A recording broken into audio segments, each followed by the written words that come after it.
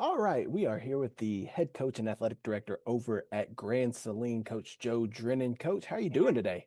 Man, I'm great. I appreciate y'all wanting to talk to us. Absolutely. And the reason I want to talk to you now later in this conversation, we'll talk a little Grand Saline football because I can't let you get You out of bet. here without talking Grand Saline. No, But I'm gonna do it anyway, so you might as well. that's a good point. It's a good point. Yeah. Hey, but I want to talk about this weekend. You over at your house, you had a 10-year reunion for the 2016 state championship team over at Mineola.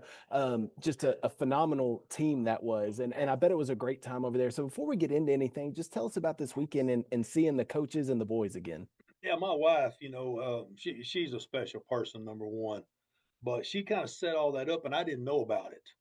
Okay. She was trying to give me a little surprise and all that. And boy, I'm really I'm probably the worst guy in the world to give a surprise to, but man, it was great. Got to see my a lot of my coaches from then. Coach Almute drove from Hillsboro to be there.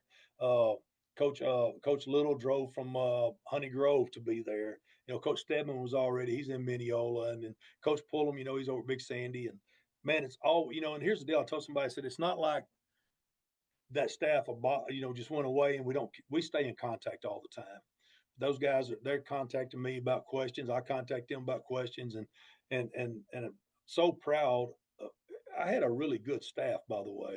Everybody thinks Joe Drennon won a state championship. No, Joe Drennon didn't win anything. Okay, I had a great staff. Everybody that's on that staff, tell them from junior high up, had either been a head coach or coordinator somewhere when we hired them. You talking about being good? I mean, those kids are getting quality coaching at that time, and I had some really good people. And to prove that, several of those guys are now ADs, head football coaches at other places.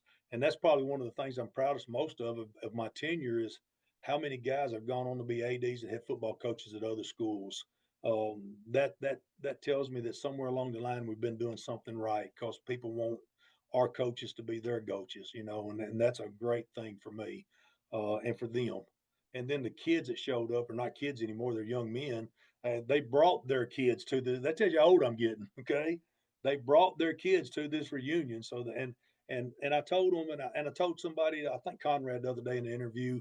Uh, I always tell our kids, hey, if all we ever teach you is the game of football, we failed you. We want to teach them to be young men.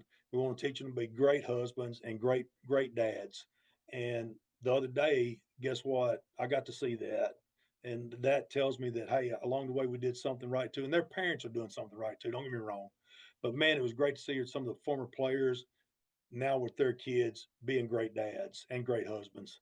Well, and you mentioned it too, the coaches going on to be ADs and head football coaches at other places, that's rewarding. But as a coach, and I know we've talked in length about this, so I know how much you actually care about these kids. But and as a coach, to see them grow up and now, to your point, be great fathers and husbands and all that, Yes. how much more rewarding is that for you It's compared to the God, off the field stuff? that to me, and I'm not lying when I say this, okay? Because every team I've had didn't win a state championship. All right. So when I see that out of our players, and not just those guys, I've got them here at Grand Saline. I've had some at Hallsville, had some at Liberty Island in Texarkana, I had some in Corsicana. That to me is more rewarding than anything because I know that along the way, I've always told the coaches, hey, if a young man or a young wants to be like you, make them want to be like you for all the right reasons, not for all the wrong reasons. Make them want to be like you and teach them how to be a young man and a dad and a father one day and a good husband. And when I see that, man, it's pretty awesome. It really is. That's the most rewarding thing right there. It really Absolutely. is. It Um, really is. so let's go back to 2008, Coach, when you first stepped foot on the Mineola campus. I know Yeah. we're going way Woo. back, Coach. We're going way back. Hey, you first stepped on campus there, 2008. You were there for 9 years, 2008 to 2016. Made the playoffs in six of those 9 years. But those first two seasons didn't make the playoffs. So tell me about first getting into Yeah. Mineola and that those beginning times there. Well, hey, when I got there, and we had some really good kids, but I told you we got a lot of work to do. We got a lot of work to do, and man, it not just in the aspect of football, but just in the aspect of everyday life and everything of how we act, how we react to things, how we react to certain situations that weren't good for us and stuff, and teaching them that, and then teaching them the game of football as well. And those kids did. They bought in. We went. And no, we didn't make the playoffs those first 2 years, But man, they laid the foundation of what we expected out of kids and what we, or not kids, but out of young men, and how the work ethic had to be for us to be good. And they did that. And then in that third year, it kind of, my oldest son was on those first two teams. And man, he played quarterback. And no, he didn't play quarterback because he's my son. Man, I had another kid, Colt Bickerstaff, that was on that team. And I see Colt out in it. He's one of the ones I'm talking about when I say being a great dad and a great husband and stuff. And Colt bought into having to play fullback. He was a quarterback. My son couldn't play fullback. Okay, he wasn't big enough.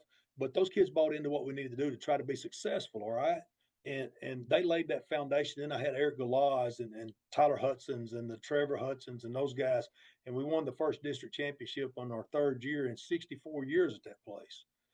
What a great experience, of kids buying into what we needed to do to be successful. And I think we went 3 rounds that year. And man, it was just the town of Mineola exploded a little bit. And it was just a lot of fun. And then we just kept winning.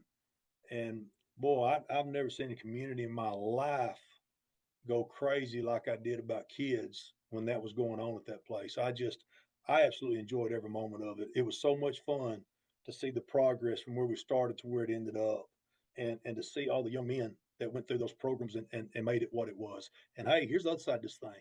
And I got to say this, okay? So bear with me. I'm more proud of my AD stuff than I am the football stuff. I love football and I know football, but I've always prided myself on being an AD and wanting to win at everything. Our girls programs, golly, Allie Galaz, Brittany Johnson, Courtney Hudgens, I don't, Maddie Woods, all of them that played softball for us and played volleyball for us and played basketball for us, that exploded. Our girls went to the state championship finals before we did in football. So we got to remember those, okay? Man, I was proud of that because I loved those girls. I loved watching them. Hey, Allie came and coached with me for a year, so I tried to hire Brittany's one time. So I'm proud of that too. Okay, I'm proud of that too. Yeah, absolutely, and that's the thing too about being athletic director and a head football coach. The football is what it is, right? But the athletic director being over all of athletics Yes, and sir. wanting every program to succeed. And Yes, just this past year, I know you're not at Mineola anymore, but just this past year, that resurgence of the softball program kind yes. of Well, returning to form again. So yes, they it's did, and they're in our district now in yeah, those sports. And guess what? Our girls softball was 5 rounds deep this year as well, and we've yep. been winning over here in every sport again. And man, I take a lot of pride in that. I really do because I enjoy. I tell our kids, I tell our coaches all the time, hey, I want to win in football, and we're going to win in football. But I want to win at everything else too, because guess what? I'm gonna be at everything, and I don't want to see us losing. That ain't no fun. I want to watch us win, and we work toward that. We lay our programs out to build athletes and to win in everything that we do, and that's how we lay our programs out. And our coaches buy into it. And when all of our coaches are on the same page, man, it's going to take place because our kids are going to be on that page. If they want to be a part of us, they're going to do what we want them to do, and what we think's best for them to be successful. And it's been a formula that's worked pretty much for us, and I'm proud of that. I'm really proud of that.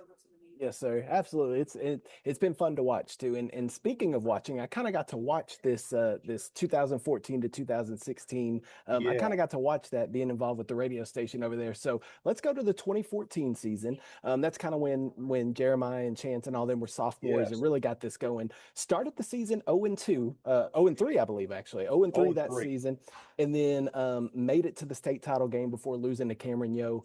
Talk to me about that year, how it started, Yeah. and then what were was it bright eyes and all that when you got to AT&T Stadium? Just go kind of through that Oh whole gosh, season for yes. me.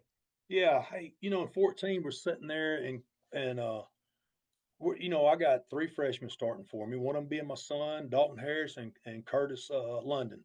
There's three freshmen on that team, and then the rest are sophomores. Then I got a couple of juniors or whatever. Uh, the Anderson twins, man, what a great group of you. Oh my gosh, those guys. But yeah, we're sitting there in 14, and man, we get beat. We three in a row, and every week I'm sitting there on Saturday, we're watching film with them, and I'm going, guys, and I didn't even know we were this good. I said, we're pretty dang good. I said, we got just got to quit making these young kid mistakes and realize that hey, nobody cares if you're a freshman or sophomore, and grow up. And if we quit making these mistakes, we're fixed to be really good. and not I didn't know we were going to be good enough to go to state champ, but I knew we were going to be good. And then all of a sudden, I don't mean this to we play Will's Point, okay, and man, we cut out the mistakes, and we end up winning that game. Well, then it was on from that point on. I mean, we roll all the way till Cameron Yo kicks us in the state championship, but we go play the rest of those games. And you know, I told Conrad the other day, if you ever make it that far, you're gonna realize you got a really good break somewhere along the way. You had some luck roll your way. We're playing Pilot Point, and no kidding. I mean, it's a windstorm in that doggone stadium. It's 40-mile-an-hour winds, all the above. Well, we're tied up toward the end of the game, and they think we're just going to run the clock out and go to overtime, and we were. We get in a trip set. Brent Wells, I'll never forget, he's over to his left all by himself. They put one corner out there, and everybody cheated to the trip side because they didn't want Jeremiah to break a long one on them. Is all it was. I remember on the head, I asked Coach Pullum, I said, "Hey man, did they just give Brent single coverage? Nobody, yes sir. Let's throw the tunnel screen." Riley Anderson goes out there, kicks that corner, and Brent goes 65 yards, and we win the game. You know, and I'm going, boy, that what a break. You know, it was good that we saw what they did, but it's also good that we got that break, and then it propelled us to go get on and get to the state championship, which was just a phenomenal. And yes, sir, you talking about some bright? I was bright eyed. I'll be honest with you, I did things wrong. I got us up. We got there early. I'm thinking our kids need to see this stadium, get all this hype out of us, and get settled down and all that. We stayed in the games ran overtime in those stadiums. They took longer than normal. Uh, man, we were in there too long, and it just kind of the opening kickoff, if you remember right. We just sit there and watch it, and let it hit the ground, and we don't know what to do. So I went, "Oh, this ain't good," not against these guys. And Well, and it was just but hey, what it did for us when we got back in 16, I remember Chance coming up to me and they said, "Coach, this is nothing now." I said, "Hey, we're ready to play tonight." But I did things completely different too. I did things completely different. We arrived like we did normal for a normal football game, got to the stadium, went and sat down in our locker room, did our normal routine, said our prayer, and went to work, and it was really good for us. I'm glad you mentioned that opening kickoff because that's the first thing that pops into my head because all the hype and all the expectation going into it, and then Yeah, the opening kickoff yeah. just drops And right in front of everybody. the kid had caught kickoffs all year long. Yeah, yeah. It's just hey, you got to remember what we do with 15, 16, 17-year-old young men. And when you're a 15, 16, 17-year-old young man, and these guys were 15 because we were sophomores and freshmen, and you're in that stadium, and man, that noise is going on, and there's however many people were there, and you're on TV for the first time, and it's like, hey, and then you're playing Cameron Yo, who's won 2 state championships in a row. And now they're on their third one, and so you're kind of big eyed. And I understood. I just told him. He said, "Coach, I just froze." I said, "That's okay. Let's go get ready for the next one." Yeah, it That's happens. all you can do. And Uh, but hey, with that said, man, I was so proud of that group of kids. There's no way they should have ever been in the state championship. No way. And they did because they believed they could. well, and the like you said, the talent was there, right? The It talent was is. was there, and after that loss to Cameron Yo, it was on and popping the next year, 14-0, Yes. I believe, or 15, yeah, Yeah. 15-0 to We were begin the 14 and year, 0. and then And had a lost to chance to Brock beat in the Brock. states. Yeah, Yeah, we talk had a about chance to that. beat Brock. We should have beat Brock. We had them. We scored 2 touchdowns that were called back. Uh, they were big. And here's the deal: if I, as a coach, would have realized that we could throw the ball against Brock as well as we could, we probably would have beat them. I thought we had to run the ball against them going in and stuff because of the way they aligned and all that. And then we start throwing it a little bit, and I go, "Hey, these guys can't cover us." But I was a little bit late on seeing that. So. But we scored 2 touchdowns that were called back, and it just wasn't meant to be. And boy, that one probably still stings me more than any game I've coached in a long time because I felt like we should have got to 3 state championships in a row. I Well, really do. And I and had the twins on there at that time. yeah. Man, those guys were boy, they were players. I'll tell you what, they were something special. Well, You well, know, and what did that do for the team, right? To get to that state semifinal after going to the state championship, what did it do to that team that were well, now I tell about to you be what it did for seniors? us. It made us really hungry because everybody goes, man, how in the world you keep those guys focused that long for that? Because we played a lot of football games, and I go, dude, it wasn't hard. Those guys when they didn't win it that year, they wanted it so bad the next year that they were there. I'll tell you a quick pot. We played Potts. We missed Pottsboro the second year because they made a comment that the best team didn't win that when they were all sophomores. They wanted to play Pottsboro so bad it was unreal, and they got a chance to play them that next year when they were Jeremiah and them were seniors, and my son was a junior, and I walk in that week we're fixing to play them, and they go, Coach, you ain't got to say a word. We got this. And I went, oh my, we're going to be ready for this game. And boy, were they ever ready. They put a whipping on Pottsboro that year. And it was just so much fun coaching those guys. They were so hungry to get there to win a title. It was unreal. And I felt like the whole time that we were going to be there. I really did. I said, we just got to make sure that no one gets injured and we keep our focus. And keeping their focus was not hard.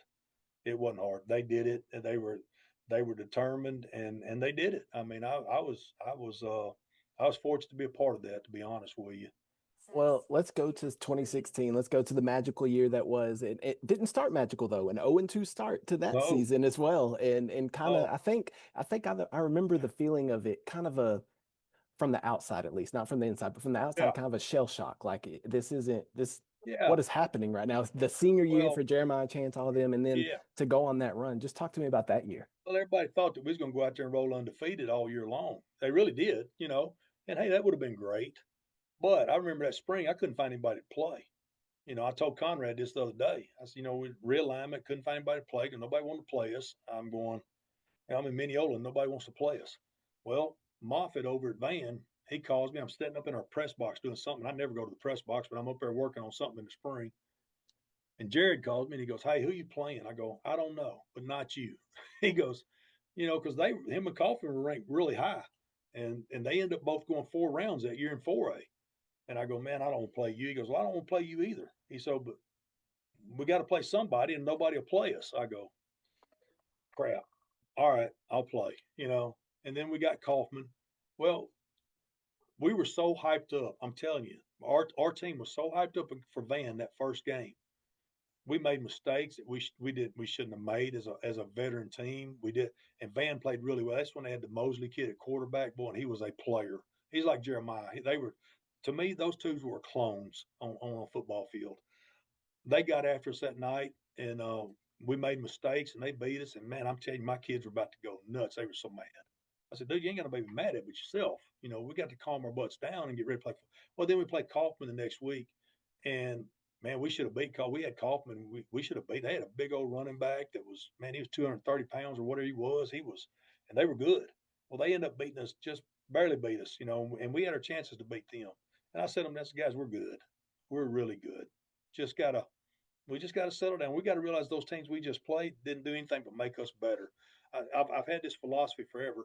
You don't go play teams you can just beat the brakes off of early on. That does you no good. I said teams like Van, like Kaufman, they show you what you need to work on, okay, to get fixed and get better. And that's what we did. And we got it fixed and got it better. And then we went on that run. And man, after that, it was just on. And our kids just played lights out from that moment on. We got to Howell played us pretty tight. Uh, I can't remember what round that was. Second, I think it third, was the third. I think it was the maybe third round. third round. Uh, and you always have a break, and but whatever reason, we knew we weren't playing good. They turned the lights on, and then it was over after that. Ended up playing Wall in the semifinals, and man, they were really, really good. And that game was over after about the second series because Noah Snead knocked I, their I, tight end out. And when he hit that kid, I went, "This game is over." I that said, "Man, because man, it woke everybody up in that stadium when that kid that hit that." play, coach, that play was on the red zone opener for like Is six that years. right? Yeah, Yeah. that hit Well, was on there because it it was should have awesome. been because I'm gonna tell you right now. When we talk about kids, and Noah Snead was one. I tell everybody, man, if you don't think you can play this game, watch Noah. His work ethic was unreal. That kid ran a 4.940 at best, and he had led the state in interceptions with 9 his junior year. And I'm like, everybody thinks he's out there running a 4.5, 4.440, because he's picked. No, sir, he's just a player. He's just a player. Well, Yeah, that state game against Yoakum, who just won state this past year, so they're yeah, still they're still rocking and rolling. But you yeah. beat They Yoakum, are. You beat Yoakum that year, 35 to 14.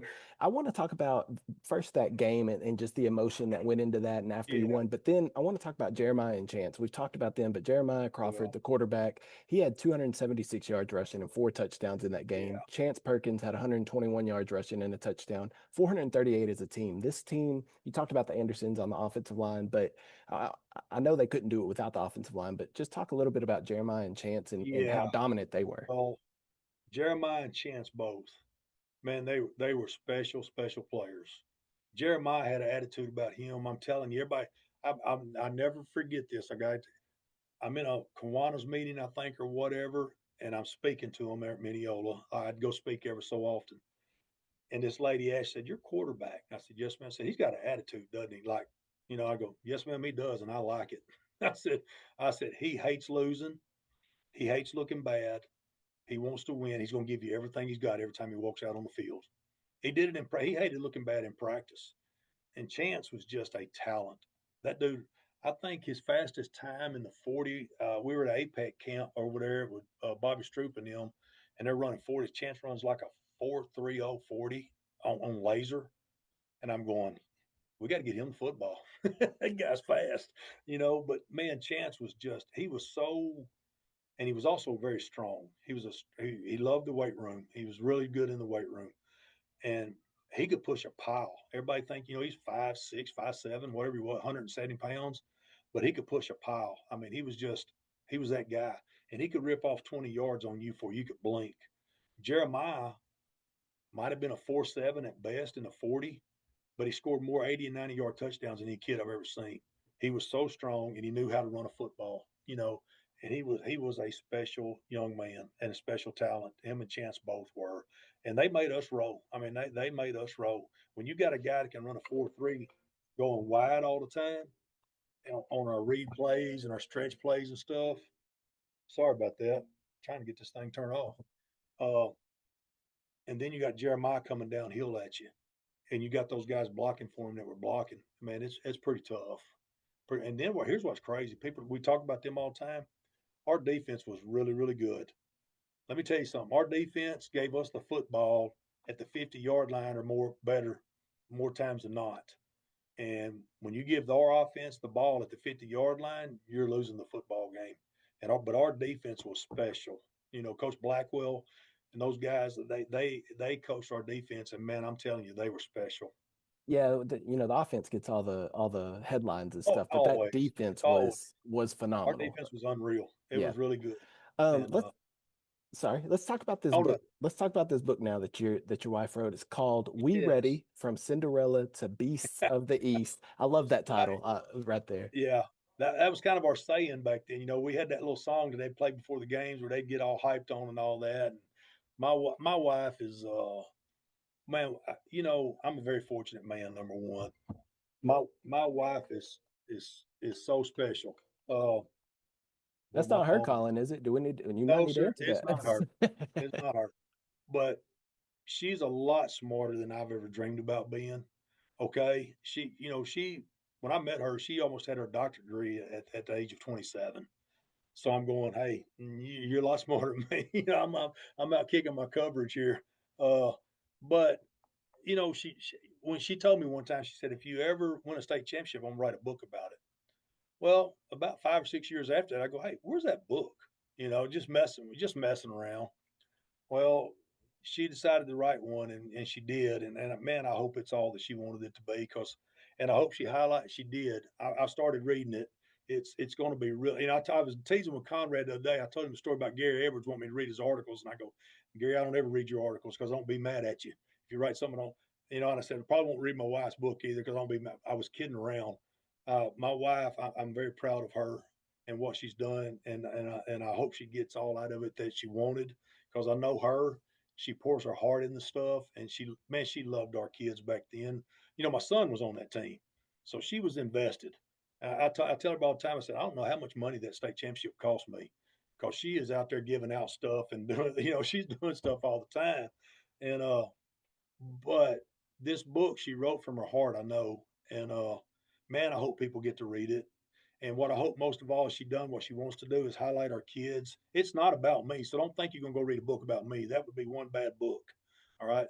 It's about that season and those kids and all that they invested, and it's got some it's got her she's a very Christian person. And we both love the good Lord Himself, and I preach that to our kids all the time, and we hope it does something there too. But yeah, I think it'd be a boy if you're invested in Mineola, I think it'd be a great read for you. Well, I need to go get me a copy because I got to live it. Now I want to go relive it Yeah, and yeah. really get to I see mean, it. hey, like I told the kids back then, when you do this stuff, man, you're going to be remembered forever in this town because they're always going to talk about that. They always are. I mean, people still talk about the 1983 Dangerfield Tigers that barely got scored on, went undefeated. They talk about those guys. I said, guys, you will be remembered, and know that you'll always have a place in history in this town. And so, anyway, she wrote a book about it. Uh, like I said, I've started it. It's what I've read so far is really good for me. Uh, and I hope it is for everybody that reads that thing.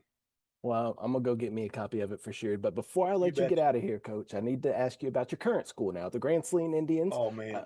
I know you want to talk about them, so I'll let you talk about them. But obviously, losing Jet Taylor is a huge loss. We talked about Oh, Jeremiah and Chance. I mean, here's another one that you can add in there. Jet Taylor, you just a bet. phenomenal athlete. He's going to be at Navy now. But talk to us a little Well, about this Grand Saline Indians team and what we can expect this season.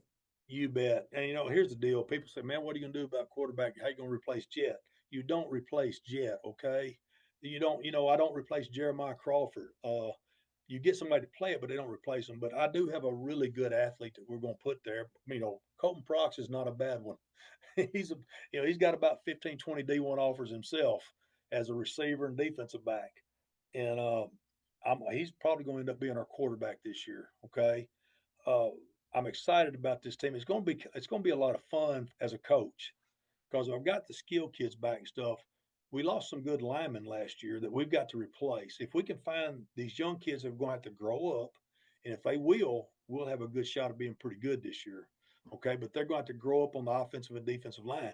Our secondary is going to be intact. Our linebackers are going to be intact. Defensive ends, I think, are going to be pretty much intact. We got one back.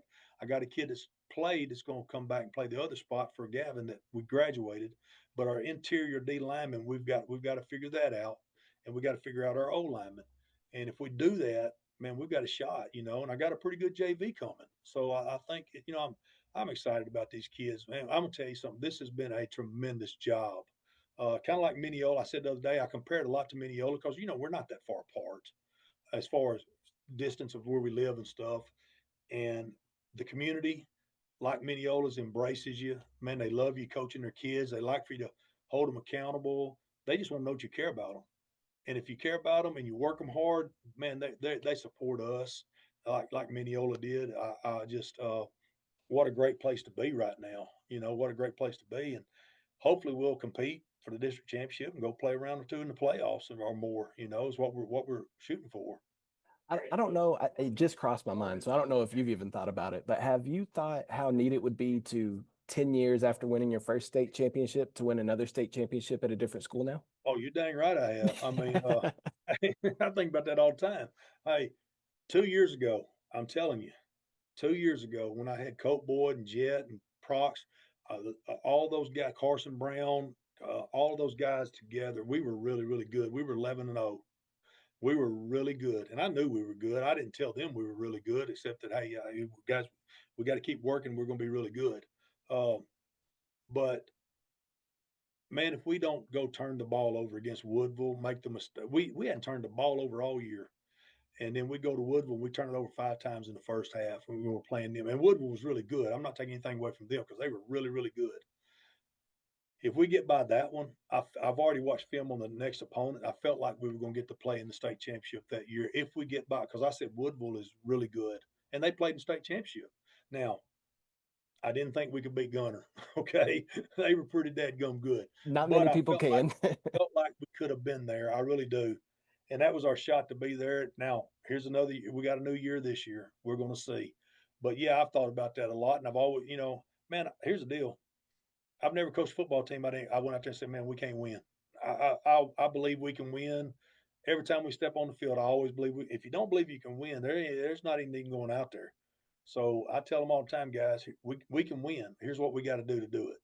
And I told them against Woodville, we got to protect the ball because these guys do a great job of getting it out of your hands and creating turnovers.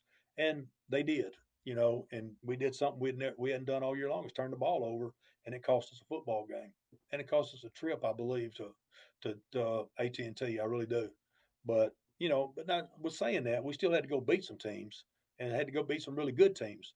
But I felt really good about it. Well, 10 years, maybe now's the year. You We'll never have know. to. You You never never know. know. I Hey, do that's what we're know. going to work for. I promise you. Oh, I know that. I know you're going to be working for that, and I do know that I'll see you out there at some point this season. So, You Coach, betcha. thank you so much for taking the time and talking to us about the 10-year reunion for the Mineola State Championship team. And best of luck to your Indians this year. Like I said, I'm sure I'll see you out there. You betcha, man. I appreciate y'all. Okay. Absolutely. We'll talk to you later, Okay, Coach. Kyle. Thanks. Thank you.